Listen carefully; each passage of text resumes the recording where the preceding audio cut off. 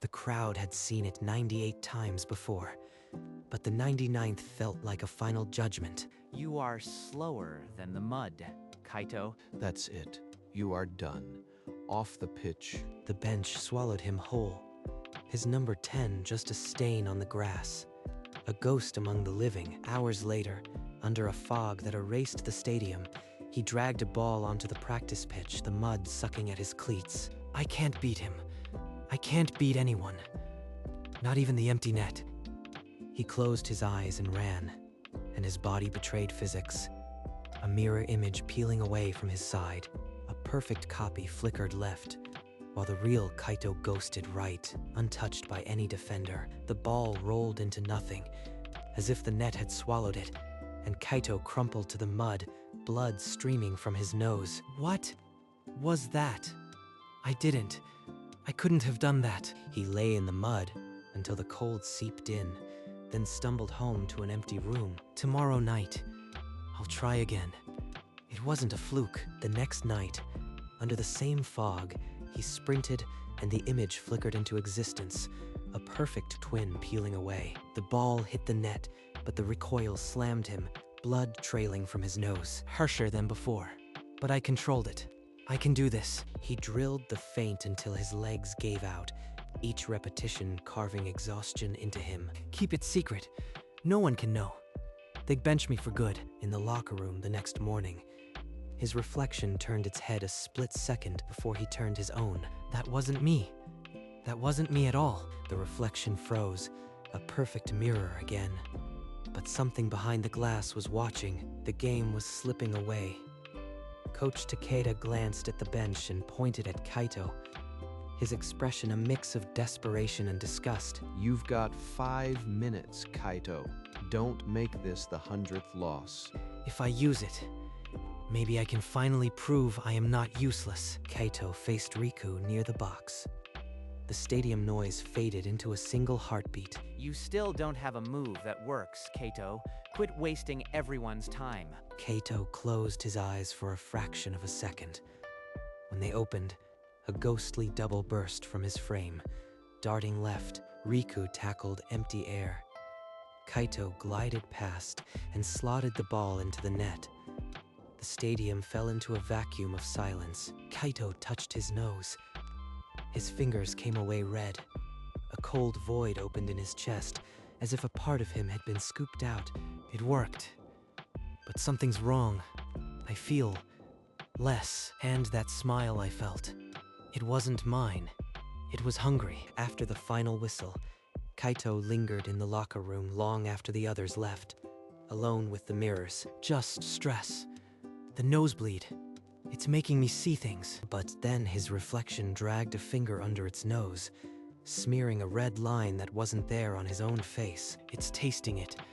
Tasting the blood. He bolted home, locking the door behind him, but the bathroom mirror was waiting. His reflection leaned forward, a slow grin spreading across its lips, while Kaito's mouth hung open in horror. You are not real. You are not real. You are not real. Kaito, you in there? You've been staring at the wall for 10 minutes. I am fine, Hiroshi. Just tired. The next day, in the stands, a woman with a leather notebook wrote Kaito's name and underlined it twice. The next match, Kaito started. The crowd buzzed his name, but the hunger he felt wasn't theirs. It was the mirror's. Lucky last time. Try that trick again, and I'll break your ankles. Kaito didn't answer. He let the phantom split from his ribs, a ghost tearing itself loose. The net bulged. The stadium roared, but Kaito's vision swam, and when he wiped his mouth, his hand came back crimson. He didn't make it to the bench. He collapsed on the sideline, retching red into the grass as teammates rushed over. Kaito, what the hell was that? You are destroying yourself out there. I can handle it. It's just a little blood. Let me play. But as he spoke, a voice slivered into his mind, cold and metallic, like his own reflection had learned to whisper. You are nothing without me. Kaito didn't answer the coach. He couldn't, because the thing behind the glass had just spoken its first sentence, alone on the training pitch. He tried to move without the feint, but every cut triggered the phantom, a shiver of light peeling from his frame. The mirror image stood behind him, a perfect copy, mimicking his movements a heartbeat too late. "Stop it.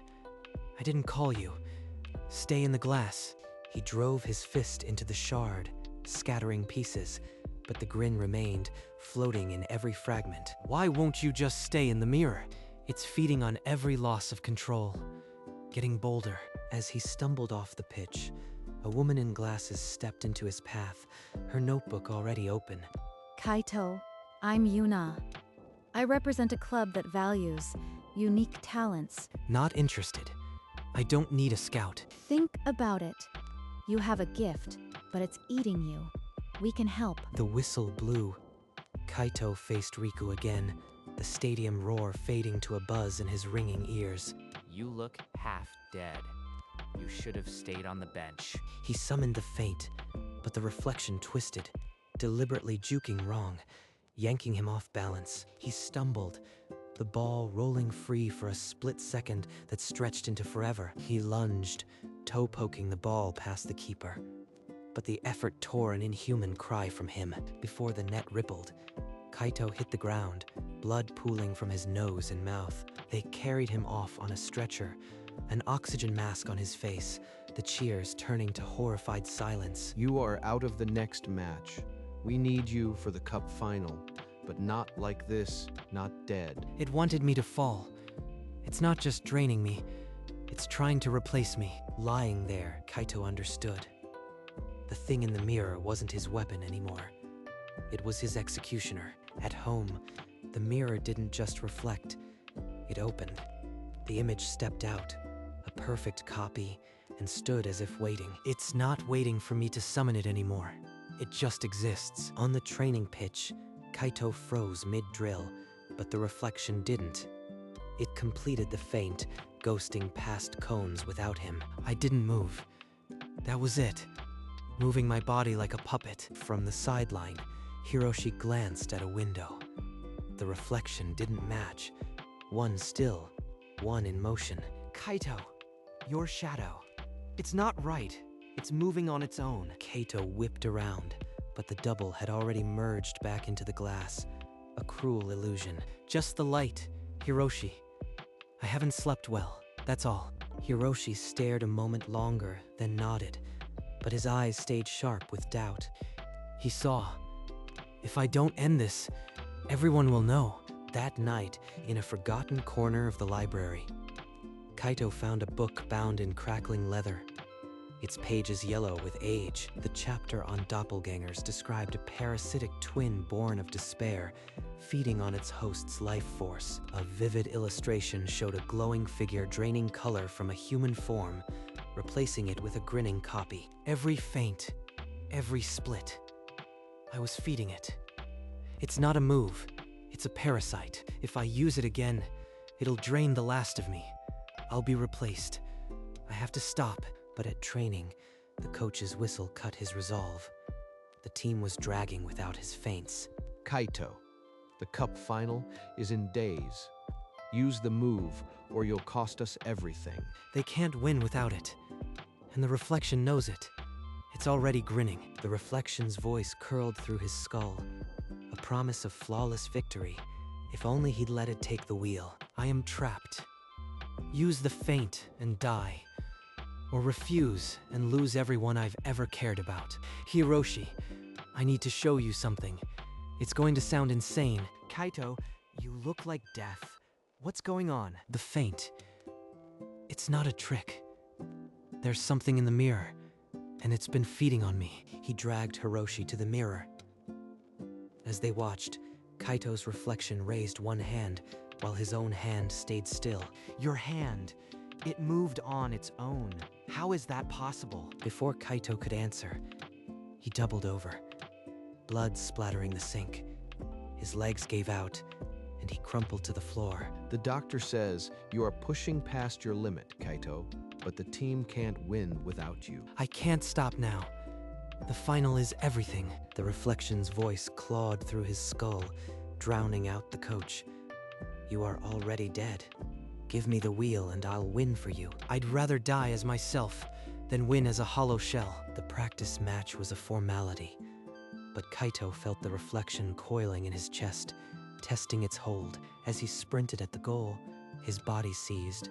The mirror image tore loose, a full-length phantom, and drove forward alone. The image slotted the ball into the net with clinical precision, then turned, its cold eyes finding Kaito's. A slow smirk spread across the reflection's lips, cruel, deliberate, a promise that this body was no longer Kaito's alone.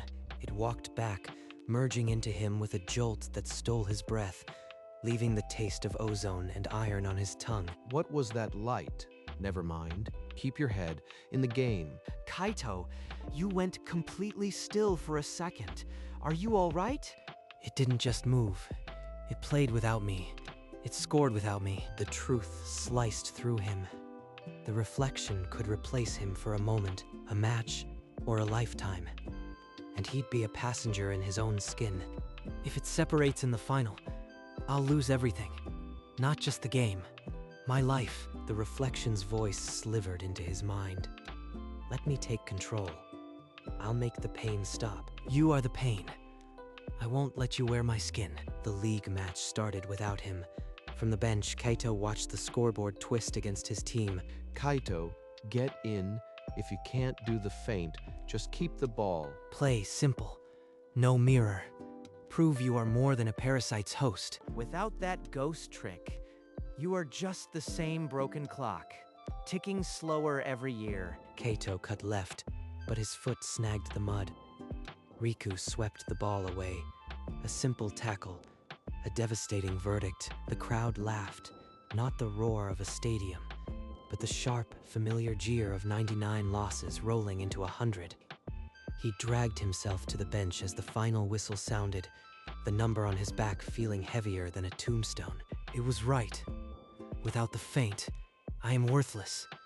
Maybe surrender is the only way. Long after the floodlights died, Kaito remained on the grass, tracing shapes in the mud. The reflection mimics me.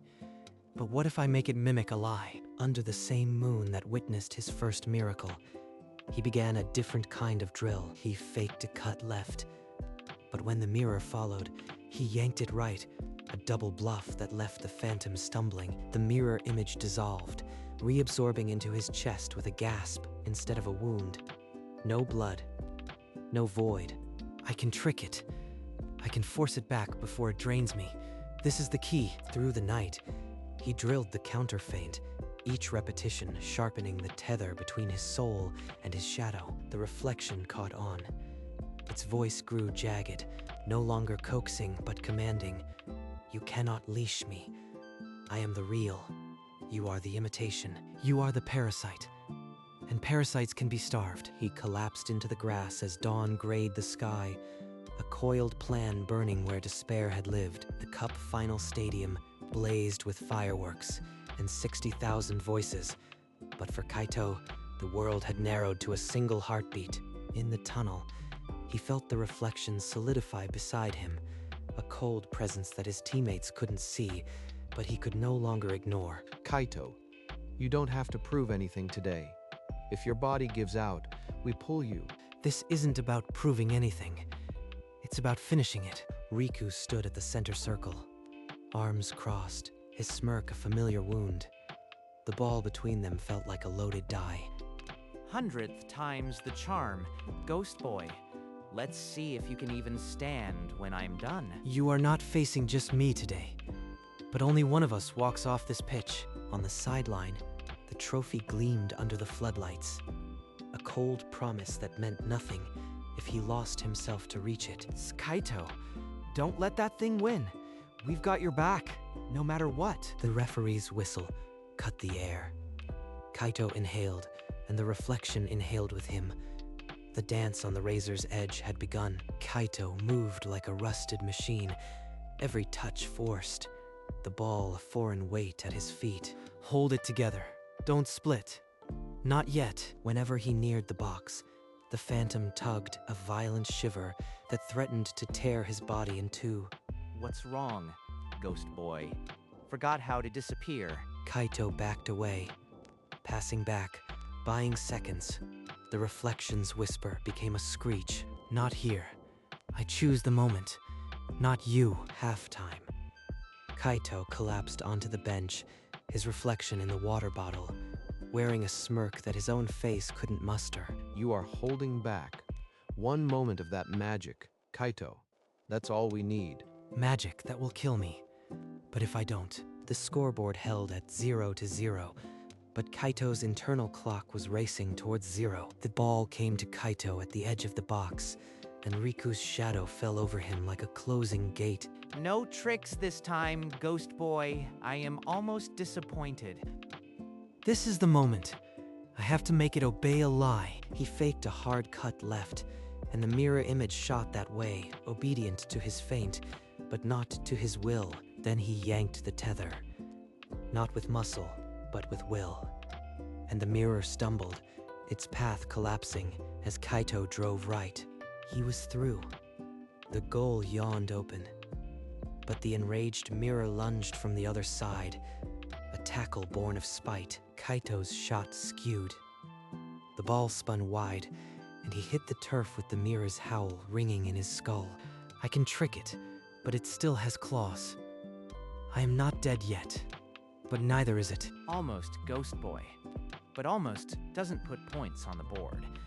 You are still 0. The scoreboard glared 0-0, and Kaito felt the mirror's cold promise. The next clash would be the last. The clock bled into injury time. Kaito's legs buckled, and the mirror image peeled away. A solid silhouette now, no longer a trick of light. The crowd's gasp was a single note, sharp and disbelieving, as 60,000 eyes tried to reject what they were seeing. Kaito, it's real. It's coming for you. What is that thing? Someone get medical on the pitch now. Kaito hit the turf, blood spilling from his nose. The reflection stood over him, reaching down with fingers that were becoming flesh. It's now or never. Fight, and I die. Surrender, and I die. But if I merge, the mirror's voice scraped his skull. Time's up, host. I'll wear your victory like a second skin. Kaito looked up at the thing wearing his face, and somewhere in the hollow of his chest, a different choice crystallized. You want to be real? Then feel the weight of 99 failures. Take it all. He raised a trembling hand, not to push the phantom away, but to pull it in. The instant their fingers met, the world bleached white, a silent detonation that swallowed the stadium. Every failure, every drop of blood, every silent scream, it all flooded back into him. And he let it. When the light died, Kaito stood. Eyes glowing, body semi-transparent, a ghost wearing his own skin. Riku lunged, a perfect tackle. But Kaito phased through him like wind through a screen door. The keeper was a statue. Kaito walked the ball into the net. No celebration, only completion. The net rippled. The stadium erupted, a roar that cracked the sky. Kaito's glow faded. The reflection was gone. No presence, no voice, just silence. 99 losses, and 1 win. It was enough. He collapsed at the edge of the box, blood trickling from his nose, the ball still trembling in the net behind him. The cup was won, but Kaito lay still, his chest barely rising, his shadow finally singular. Medics swarmed the pitch, Hiroshi and Coach Takeda trailing, their shouts swallowed by the stunned silence of the stadium. They lifted him onto a stretcher, an oxygen mask fogging with shallow breaths, his number 10 stained with grass and blood. In the infirmary, the trophy sat on a metal table, cold and bright. Kaito's eyes fluttered open to its gleam. He turned his head, catching his reflection in the polished silver. A single, tired face stared back.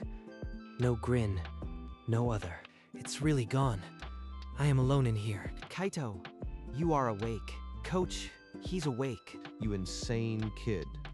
Don't ever scare us like that again. The doctors say you'll live, but... The feint, it's gone too. I felt it burn out. What matters is you are still you. That's all that ever mattered. Kaito closed his eyes, the weight of a season lifting. The mirror was empty, and for the first time, so was he. But that emptiness was his. Days later, the doctor cleared him.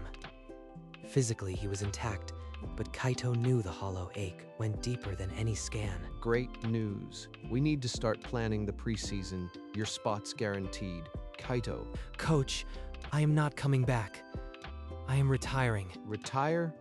You just won the cup. You are the hottest player in the league. The thing that made me win, it's gone. And I realize now, it was never really mine. I need to find out who I am without it. He walked to the locker room mirror for the last time as a player and touched the cold glass. His reflection was just a tired young man. No delay, no grin, only the worn-out number 10. Empty, but whole. This is enough. He picked up his duffel bag and left the training ground, the gate clanging shut behind him. He didn't look back. The mirror had nothing left to show him. Weeks later, Kaito sat on a park bench under cherry blossoms, watching children chase a ball. A boy stumbled, trying a move beyond his years, and fell. He laughed and got back up, chasing the ball again. He doesn't know failure yet. He just knows joy. That's something I almost forgot. The game went on, full of tiny defeats and tiny triumphs. And Kaito realized he didn't miss being in the thick of it. As the sun dipped, he stood and walked past a puddle. He glanced down at his reflection. Only one face stared back, slightly blurred by the water, but unmistakably his. Alone and at peace. No double, no whispers, just me in the sky. Later, he found himself at the old midnight practice pitch. It was bathed in warm dawn light. The floodlights off, the mud was gone, the grass trimmed. It looked like any ordinary field, but Kaito saw the ghost of 100 attempts still lingering. This is where it all started, but it's not where I'll end. Months frayed into memory, but Kaito carried the season like a healed scar, visible, but no longer bleeding. His eyes, once twin engines of desperation, had settled into a quiet depth. Inside a locker that belonged to no one now, a pair of cleats hung motionless. Tucked beneath the laces was a photograph. The ball crossing the line, his body already falling. It was the last image anyone captured of the move. The original had been deleted, but this print remained. Kaito visited only once. He touched the curled edges and didn't cry. He'd learned that victory doesn't always sound like a crowd. Sometimes it sounds like a gate swinging shut, or a child laughing. He'd lost the thing that defined him. And in losing it, he found himself ungraded, unfinished, finally human.